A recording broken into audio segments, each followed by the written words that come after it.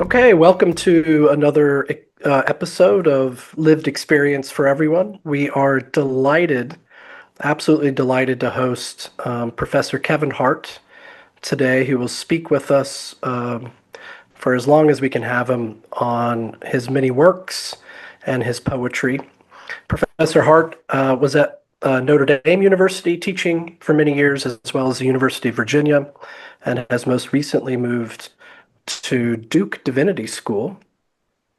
And I've been following Professor Hart's work for many years, enjoy the way he works between philosophy and theology. And of course, as many of you know, he is a widely published and critically acclaimed poet. And so, related to that, we'd like to talk about his work most recently on contemplation. Kevin has published two books on contemplation. There is some overlap, but there is one. The first one is more academic, and I believe it's based on his Gifford lectures, and that's called Lands of Likeness for a Poetics of Contemplation. And then a more accessible book that's come out more recently with Columbia University Press, simply called Contemplation, The Movements of the Soul. I kind of think of that book as more like a how-to or a manual to contemplation. Lovely, readable, accessible prose. And so with that, you're very welcome to today's episode, Kevin. And I'd like to start off by asking if you could tell us a little bit about your shift towards contemplation as an academic topic to write books on or to give lectures on. And has this been something you've been thinking about for some time, or is this kind of an organic development from your previous work in philosophy and theology? Okay. Well, it's a pleasure to be on the podcast. Thank you for having me.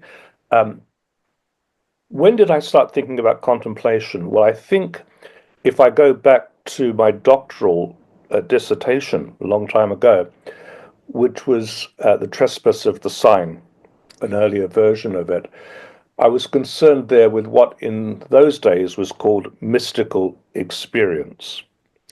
And I was really interested in trying to see a better way of being able to read, especially Pseudo-Dionysius Areopagite.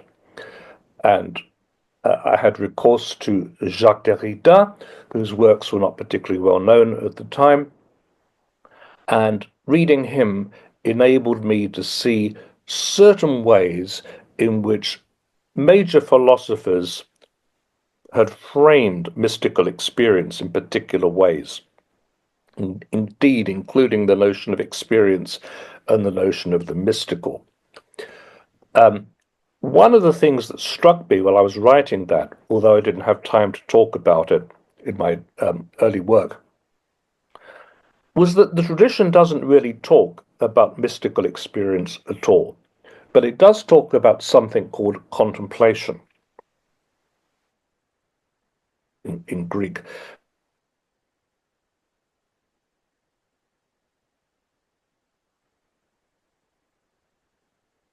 Then in 2011, I was invited to give a talk which had to be equally on philosophy and theology.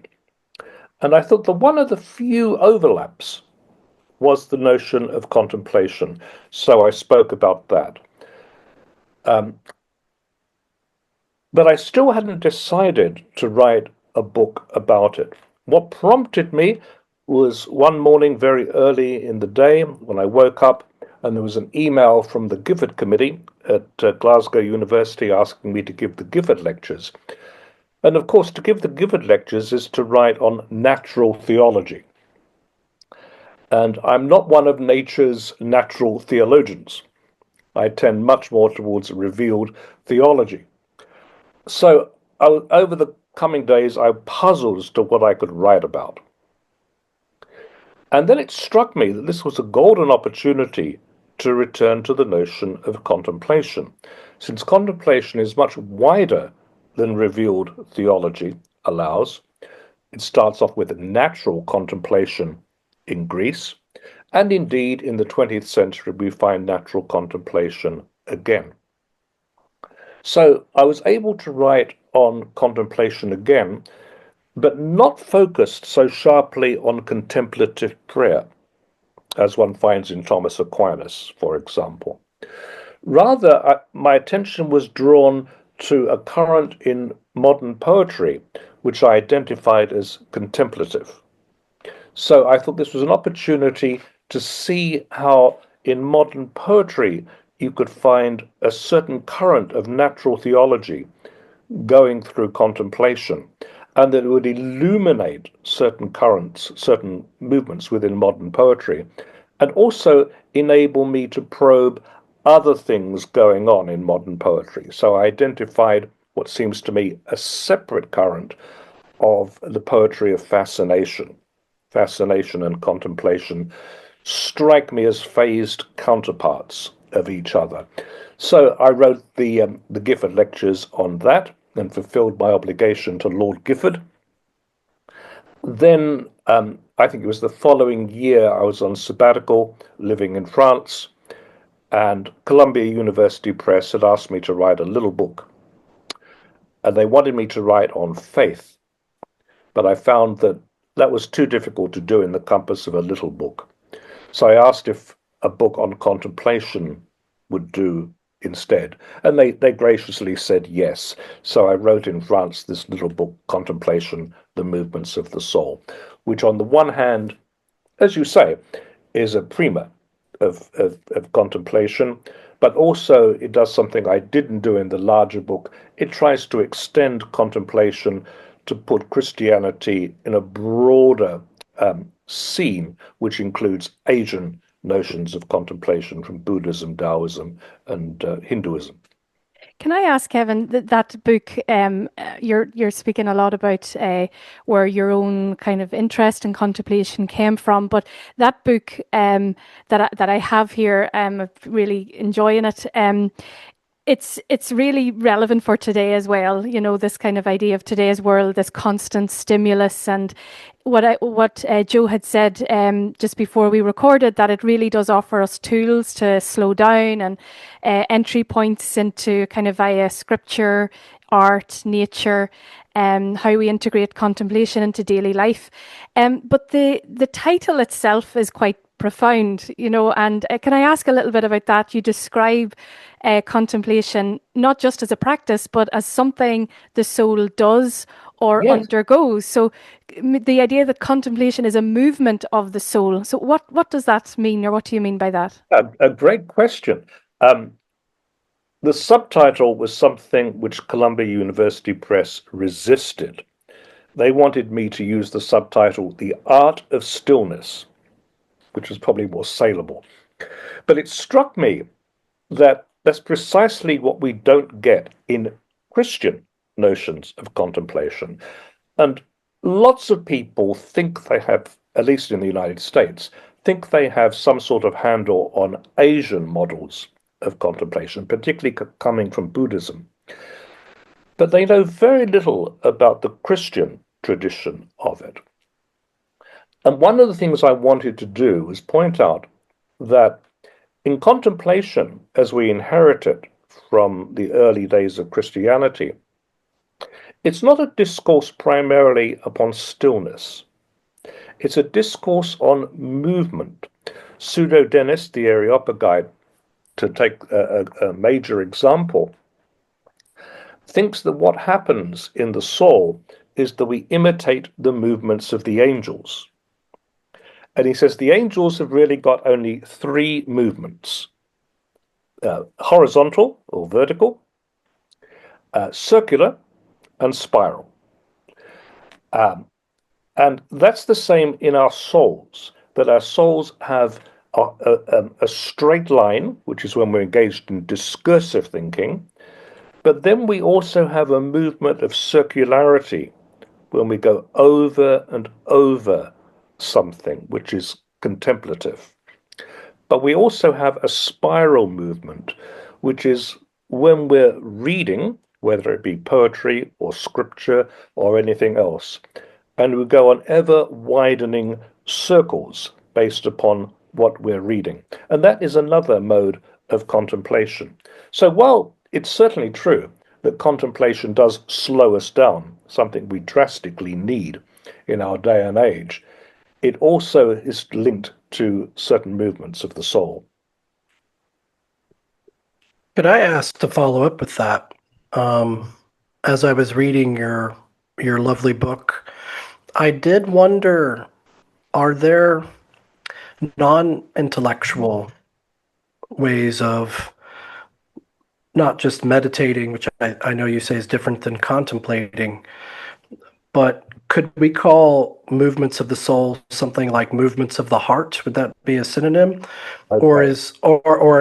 are you saying, look, it's a mental deliberative activity with reading, like Lectio Divina, reading scripture and then taking it into your mind? How does that relate? How do You put mind your, and heart relate? right, you put your finger exactly on a major tension within Christian thought.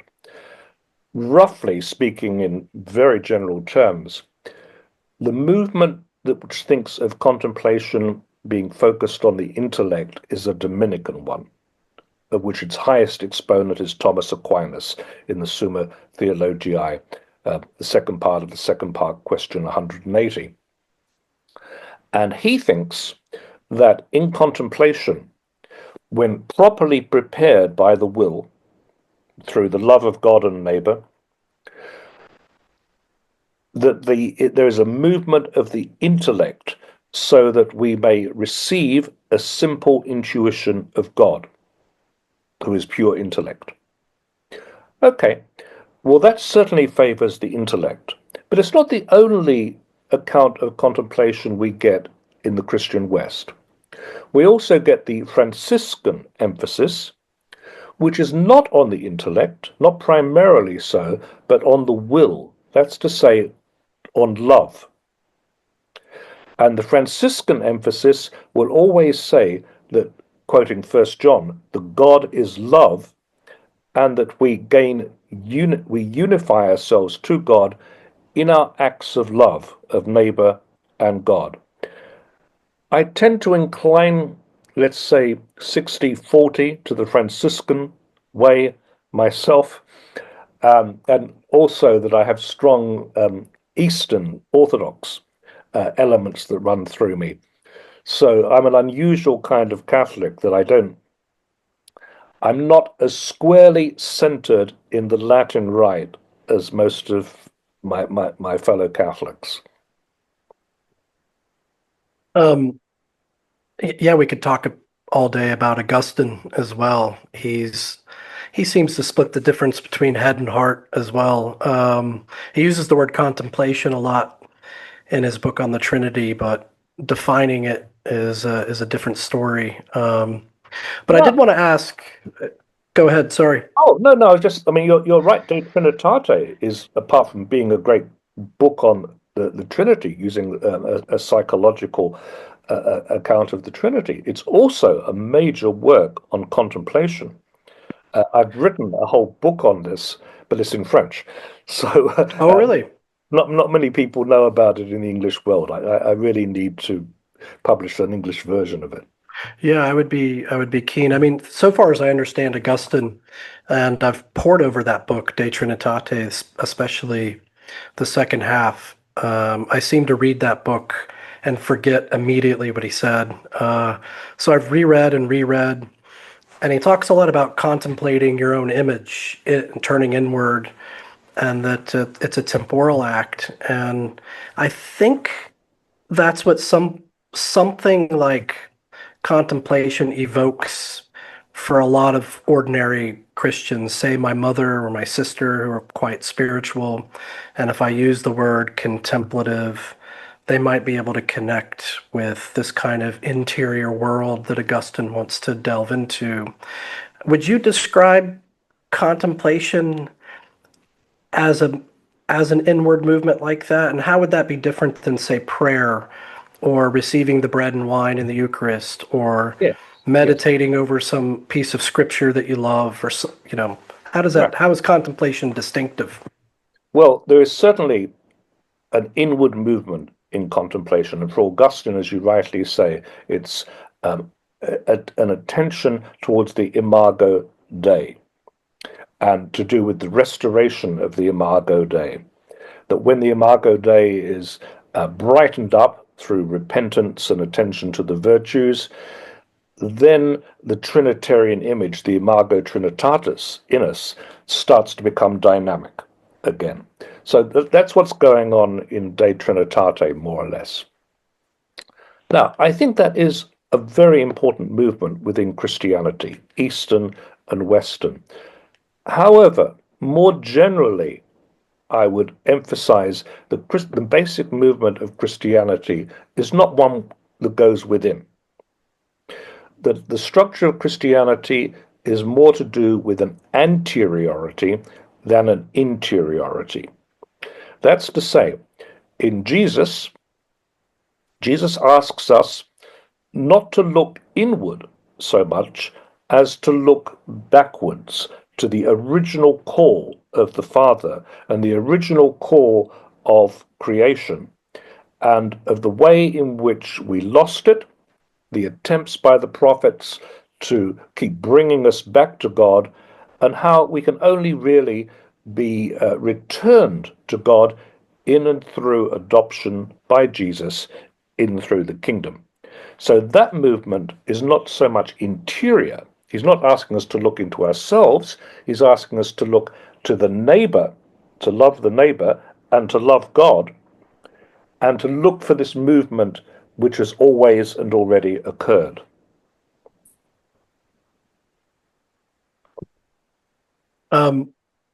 That relates to one of the most interesting aspects of your commentary on contemplation, at least for me.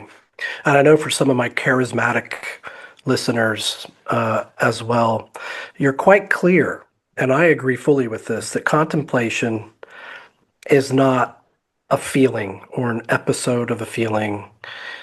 Obviously, it involves our whole sense of being a person and that we have feelings, but you say it's more like an attitude. And that, that comes with a lot of baggage, the word attitude. I might Yes. tell my 13-year-old son, stop giving me attitude. So what's going on with the idea of attitude here, though, in the contemplative stance, when we become contemplative? Right. Okay. Here we go. I think what happens is that contemplation in the Catholic tradition tends to break down ecclesially round about the beginning or middle of the 18th century.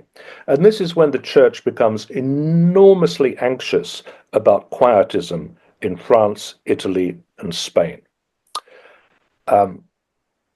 One result of that anxiety about quietism is that even in religious houses, especially in female religious houses, mental prayer, contemplatio, was replaced by meditation, an easier version of Ignatian meditation. And this lasted until the end of the 19th century, beginning of the 20th century, when there was a revival of contemplation. What happened when religious contemplation went underground, as it were, is that it was revived in a different world. It was revived in philosophy, not in theology. So one finds it in, of all people, Kant, in the Third Critique, where he says contemplation has to be detached from God and reassigned to nature. And this is where we start to get very important rethinking of aesthetics in the history of the West. So for Kant, it's a contemplative attitude to nature, which becomes important in the Third Critique. And this is taken over and expanded in a massive way by Schopenhauer, who we think of as a philosopher of pessimism, which is true enough, but also is a great thinker of contemplation. We find it also at the same time with Coleridge. And Coleridge develops a whole theory of contemplation as well. And then, to get to where you mention attitude, It's taken up in an independent manner by Edmund Husserl at the beginning of the 20th century, where he starts to redefine philosophy as phenomenology, not in terms of argument or dialectic or critique, the various ways which were mainly available at the turn of the century, but rather in terms of contemplation.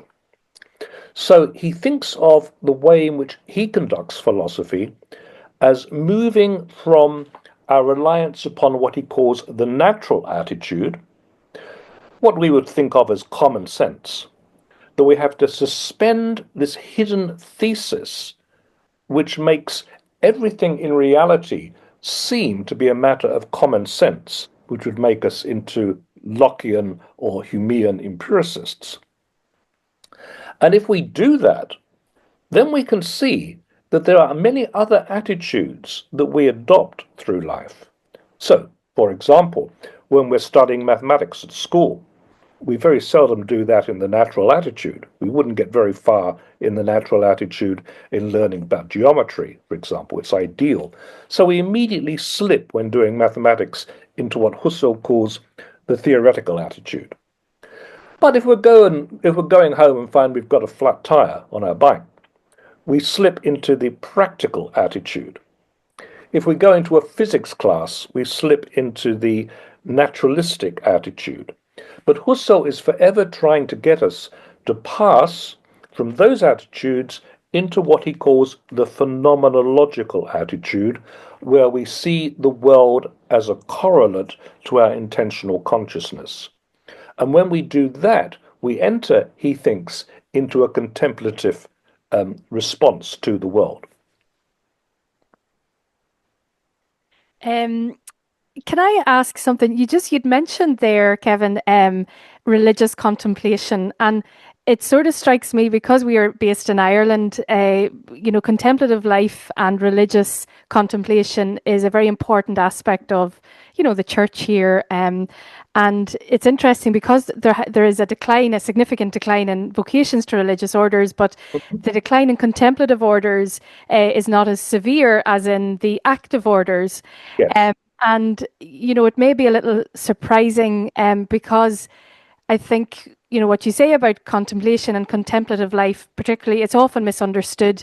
It can be dismissed as having little value or even a waste of time, because the fruits of even religious life and that kind of religious contemplation it's been associated with very tangible work, hospitals, schools, all of that. But the value of active religious life is often measured within the wider community, whereas contemplative religious life, it rarely makes headlines. It's quieter and maybe less reportable.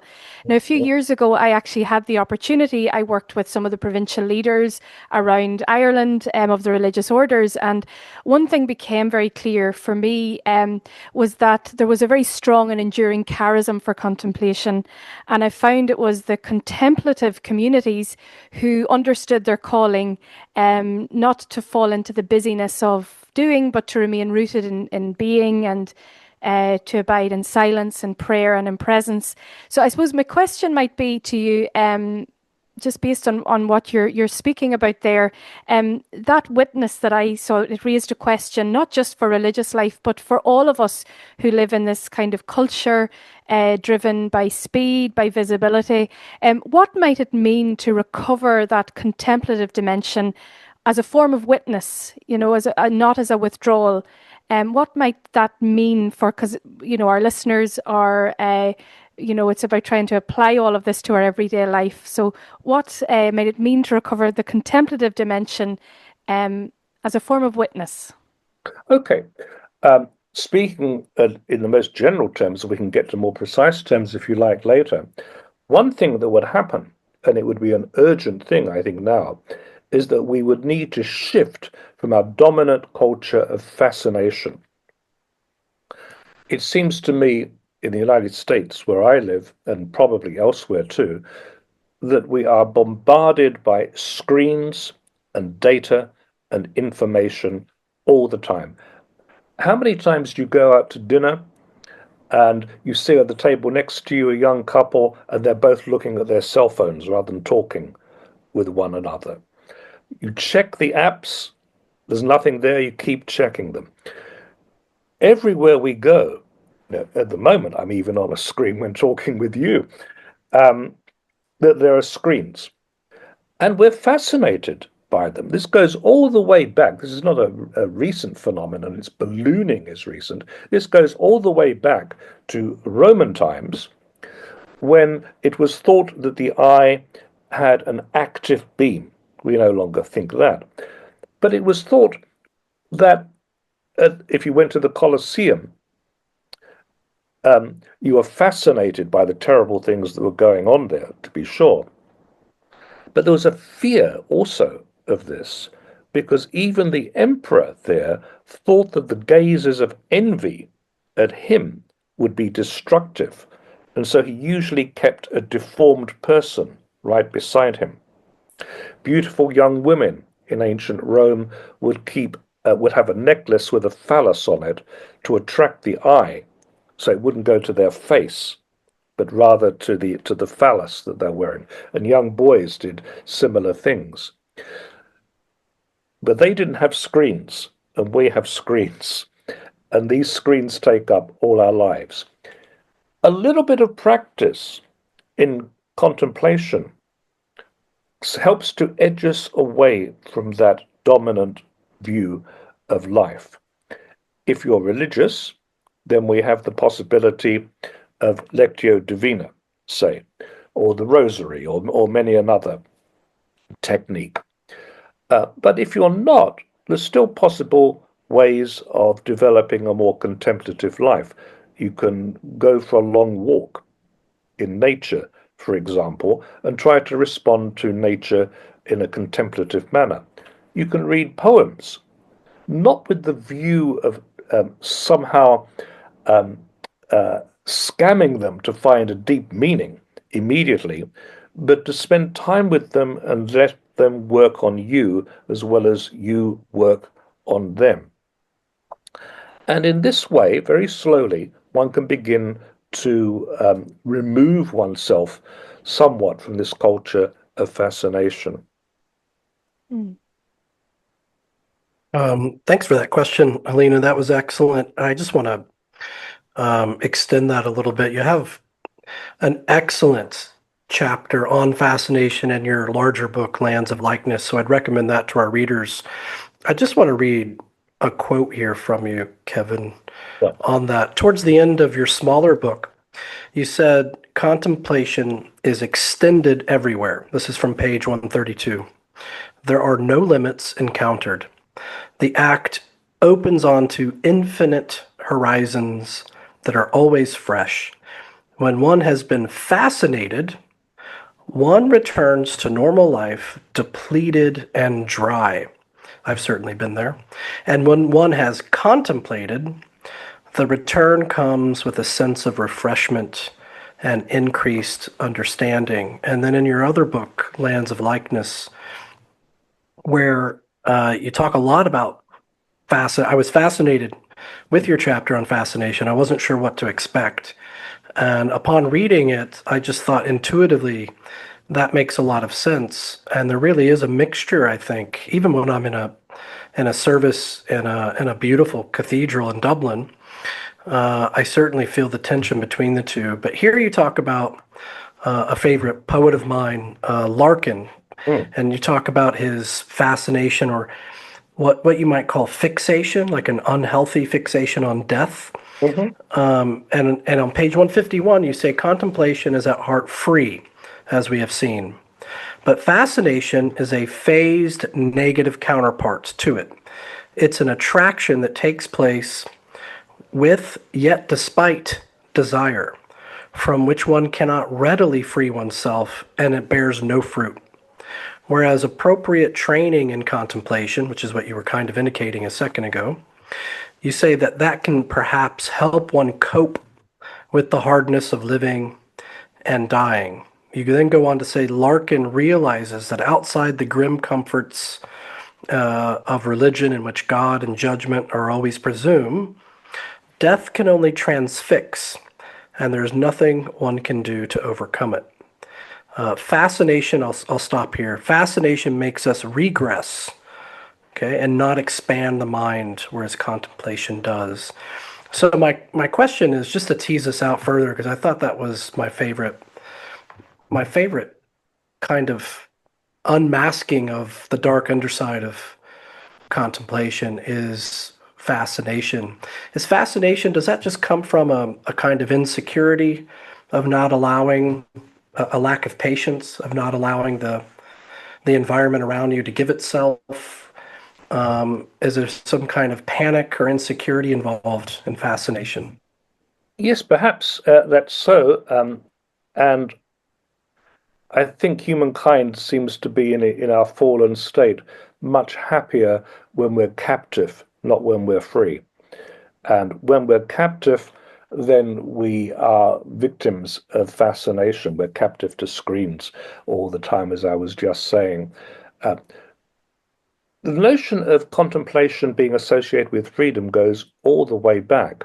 It goes back, I think, at least to Plato, and was recovered by the Neoplatonist Jamblichus, for instance, in his life, the Pythagorean way of life, talks about the most free individual.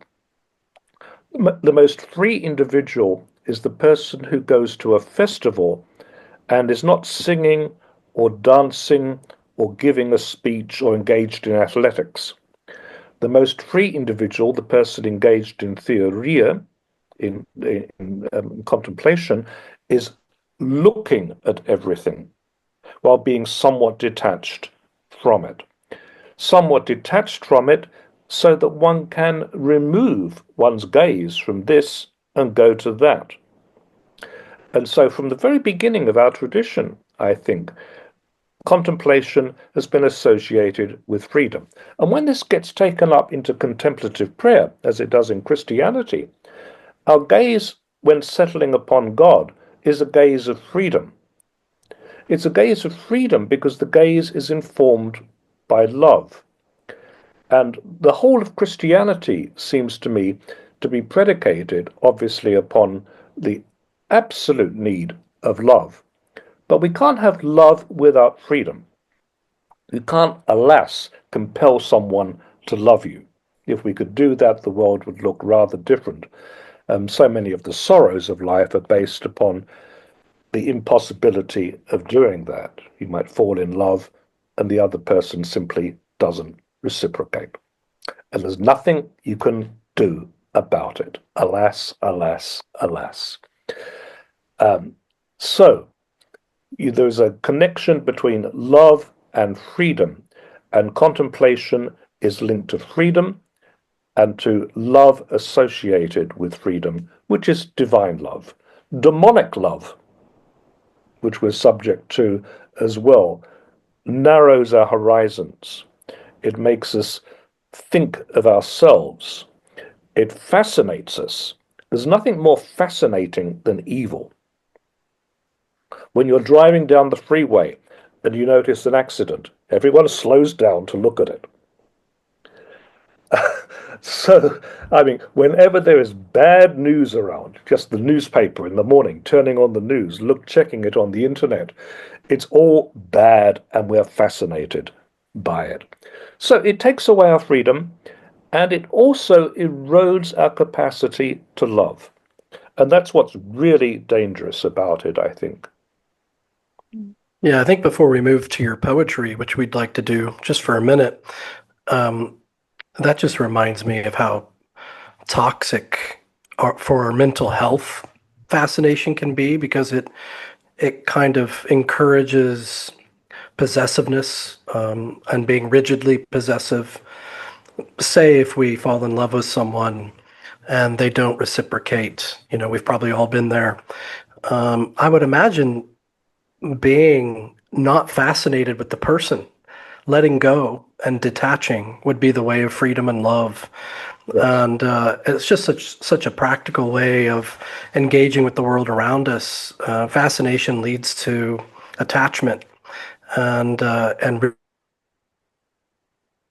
from you, and that the way of love and the way of contemplative letting be can allow things to be as they are. And the fascination tends to, it's almost like what Sartre would call the stickiness of slime. We get Right, right. attached, we get stuck, and it's so hard when we feel stuck to feel liberated, to feel free, to feel healthy in our well-being. So Like that's why I Sartre, think contemplation is so important for mental health, even. right. I mean, Sartre talks about the stickiness, but so does Augustine in De Trinitate, that we get stuck to the world. And it's as though he's talking there about fascination and the link between fascination and evil. He has his own particular thing about that, which I'm not entirely in agreement with, but he's certainly going in the same path as Sartre. We'd love to move to some poetry, Kevin, if that was okay. Well, Because your poetry is not, it's not just a kind of an ornament to your work. It is an equal partner. Well, from my own thoughts on your work anyway, that it's another way of knowing or attending to being present to what matters. So I'd love to maybe think about this idea of poetry as a contemplative practice, and there's an image that you use in one of your collections, and I really love that image you use of walking barefoot. If I hmm can present that image, and it appears throughout that your collection, that idea of, I mean, I spend a lot of my life walking barefoot. I just love that idea of just kind of stripping away protection, being exposed to the ground, to the cold, and it suggests a kind of a vulnerability and openness that feels very, deeply contemplative. And of course, you've mentioned a lot around tradition, and within the Christian tradition. Moses removed his sandals before the burning bush, so it's an entry into a sacred space. And I suppose for today, that idea that it still speaks to us, that the sacred ground isn't somewhere else, but it's actually where we stop, where we slow down, where we really pay attention, wherever wherever you're willing to be, I suppose, unguarded. And when I think of that image that you present, I'm reminded of Wordsworth, hmm who was known for walking barefoot in the Lake District, and he also believed uh, that nature wasn't just something to admire from a distance, but something to be felt, to be entered into, and walking barefoot for him became a way of becoming more present to the world, and that, of course, resonates with this idea of barefootedness in mystical theology too. And I know you've written a lot around this idea of self-emptying, humility. So I just wanted to ask, I suppose, just that idea of poetry as a contemplative practice, but also that image of walking barefoot, what that means to you as well, and why that image. Okay. Yes, I mean, I started writing poetry when I was 13 years old and never stopped. Um, and in many ways, it does clear a space, which is very different from the other things one does in life. Most of my life has been spent either learning and or teaching, apart from family life. And poetry removes one a degree or two from that. And poetry, because of the density and beauty of the language, does incline one to slow down. That you can't read poetry in a hurry. Well, you certainly shouldn't. You're going to mess it up. Now, in terms of barefoot, I think yes. I mean, as soon as you start to write a poem, many things happen. But one thing that happens is you become vulnerable. You are stripping away layers of protection for oneself as well as others. And when I write poems, they go out into the world and they say things about myself that I wouldn't normally say to my students or even to my family. And sometimes they're a big surprise to me. So there's something about being barefoot as a complete vulnerability. In fact, interestingly, in English, the title of that book of mine on Augustine and contemplation is The Vulnerable Image. And what I had in mind is that the Imago Dei, the Imago Trinitatis, is vulnerable because unless it is sustained by love, it just withers. And it's much the same with poetry. Unless one is in an act of loving the neighbor you don't see, the person who might be in Chile or Serbia who reads a poem of yours, perhaps in translation, that the poem will be useless. You have to have a certain vulnerability and a certain act of love for the neighbor who you will probably never meet. The other thing about being barefoot that I had in mind is that it's one of the attitudes of grief, of mourning. In many cultures, people respond to the death of a loved one by going barefoot for a particular amount of time. And in the book you're thinking of and the one before, I was still in the process of deeply mourning the death of my father. I was always close to my father, but I think, as is pretty common, you don't realize quite how close you are to someone until that person passes away. And then I was filled with very deep grief and wrote poem after poem after poem, trying partly to recover his voice, partly to recover aspects of him, and partly to fill the void in myself after his death. So the word barefoot seemed to be an appropriate image for the title of the book. Yeah, I think what you say there, it's a beautiful piece of that poem. You write, "No, you can go there to that other world by walking barefoot in the dark night." So it's lovely, just that line. It brings in even the idea of pilgrimage and passing over and mourning. And I think, I love it, I think contemplation as a healing response comes through very much in your poetry, particularly around the death of your father and the grief. But I would hope so. It also comes up in poem in my book Firefly about my grandfather, who was a carpenter, and I talk about him trying to the act of woodworking, which is a very meditative, contemplative act of trying to overcome all of the losses he experienced in the Second World War. Can I bring If up you don't mind me, sorry. Yeah. Go ahead, Helena. Go ahead. Oh, I was going to bring up another poem, but you go, Joe, and I can go after you. Okay, just quickly, if you don't mind, Kevin, what did your father do? Was he an academic or connected to poetry at all? No. I'm the first person in my family ever to have finished school, let alone anyone in my family being an academic. My father was a labourer. In England, he worked in the Beckton Gas Works, was a union rep, and then going to Australia, he worked at Forex Brewery for most of his life, but in a very low-level position, just really trundling barrels along and other things. My mother was a dressmaker, and both of them had to leave school when they were, I think my father left school when he was 11 and my mother when she was 12 or 13. My grandmother on my mother's side was only barely literate. She could just about read the newspaper some of the time. So I'm the first person in my family ever to have finished school, let alone go to university, let alone become a professor. I'm the only one.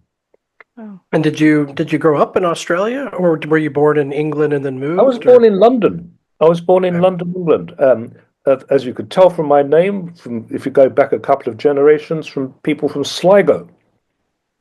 So from the O'Harts in Sligo, and as was common in those days, the O was dropped as soon as they got to Liverpool because they didn't want to be associated with Ireland for dreadful reasons, and then they converted to Protestantism, Church of England, and went to find work in London, and that's where my father was, and he met my mother, and so it was England, and my father was going to be rendered unemployed because he was working in the gasworks, manufactured gas, and then North Sea gas was discovered in the North Sea, and he saw the writing on the wall and said, "We've got to leave England."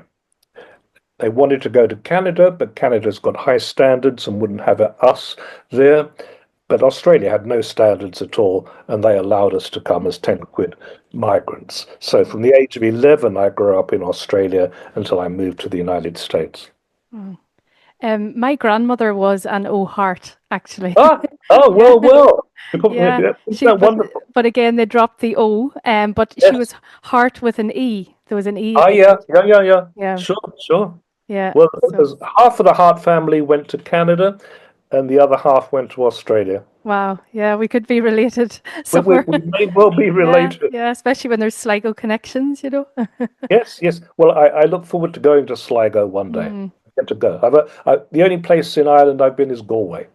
mm, very good. You've never been to Dublin? Only to get the bus to go to Galway. Okay. Well, hopefully you visit next year. I'll have a pint of I hope Guinness with so you. too. Yeah, exactly. Yeah. Is it okay if I ask another question about poetry and then because Of I course. Go ahead. it's just a poem.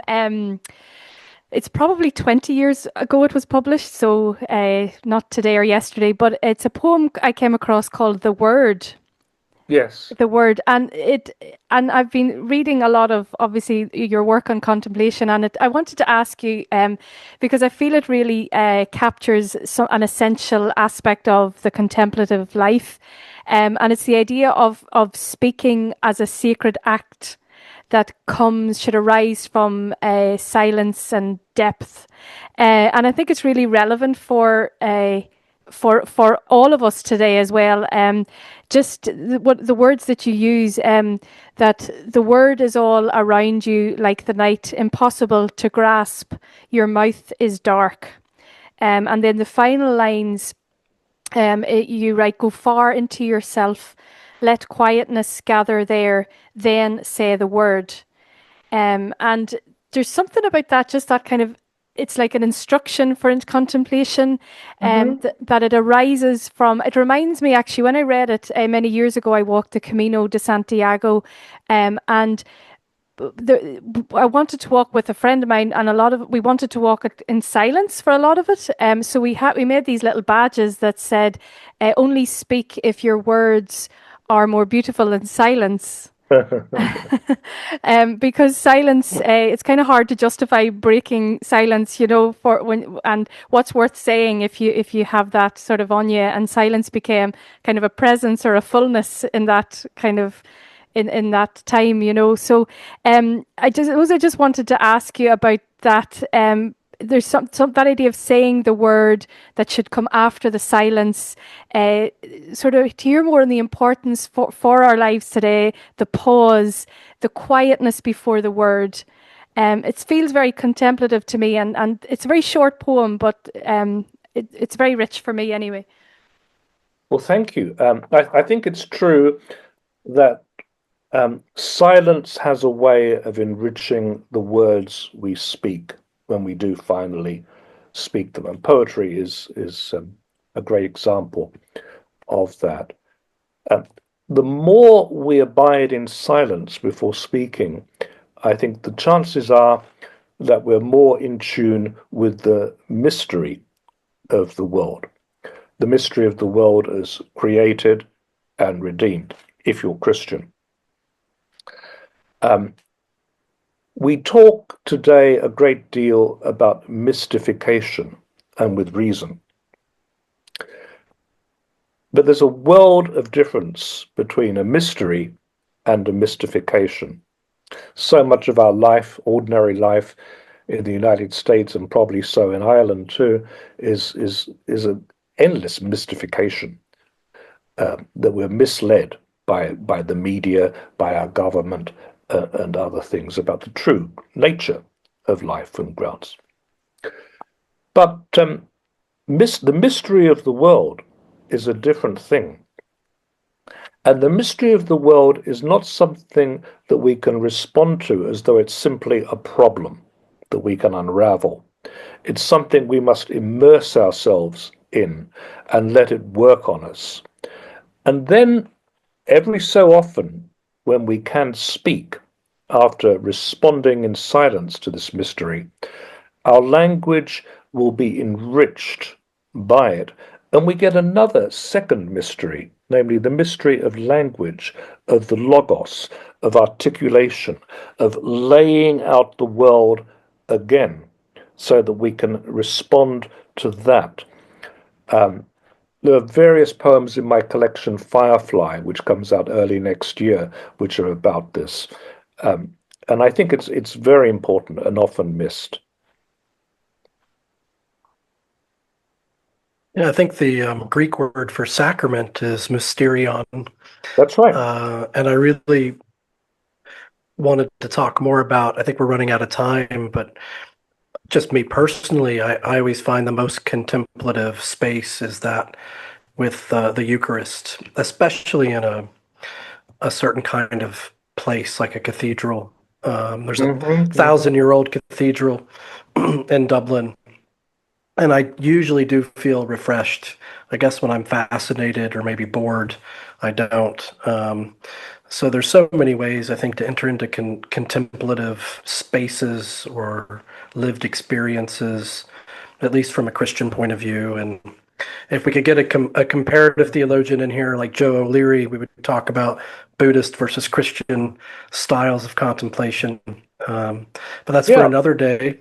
Yeah, which I would like to. Very relevant, very interesting comparison, you know. Right. I mean, I think one of the things which brings Buddhism and Christianity into the same arena is that if one takes them seriously, they are attempts to decenter us. We try to dethrone His Majesty the ego, and once we do that, we realize that we are, strictly speaking, eccentric beings, not because we act oddly, although that sometimes happens, but rather that we are eccentric with respect to ourselves. Namely, what centers us in Christianity is not the ego, not the unconscious, not the consciousness, nothing like that. It is the image of God within us, the imago Trinitatis. And we are on the borders of that. It's a curious thing. It's a kind of topological space where that which we think of as very far and distant from us, God, is actually deep within us. And it is our center, not ourselves. Would you say that we have an essence?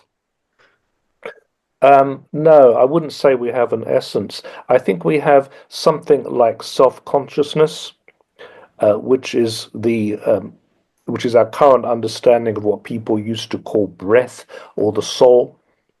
I wouldn't say that it's a permanent thing, namely the label is not permanent. We keep going through in the history of the West trying to find that which God will take of us. And the truth of it, I think, biblically, is that God isn't really concerned with our intelligence. He's not really concerned with our heads, with us as subjects, or even as self-conscious. He's concerned with us, body and soul and spirit. And what God loves about us, for all of our faults, is our whole being. And that's what he wants to preserve. That's why we have in Christianity the doctrine of the resurrection from the dead. Yeah, I could listen to you deliver a sermon all day. Very good. I wonder if we could close with asking, and thanks for a very rich conversation. Oh, my pleasure. Asking about what's next. I know you said you have some poetry coming out. I would love to see that Augustine book. I had no idea you've written on the Anthropology and Contemplation in Augustine. And do you have any other kind of monographs, theological or philosophical, in the works? Oh, yeah. I mean, my book Tane comes out with Whip and Stock later this year. It's 600 one-line poems. Can't get shorter than that. And then the Fireflies, I say, comes out early next year in Australia. Later this year, I think it's this year, from Cambridge University Press, comes my book Kierkegaard and Phenomenology, which is only quite short. And I'm writing at the moment a book, I've been writing it for the last year or two, which will be a much bigger book called Phenomenology of the Christ, in which I try to do two things by staying very, very close to the canonical Gospels in Greek.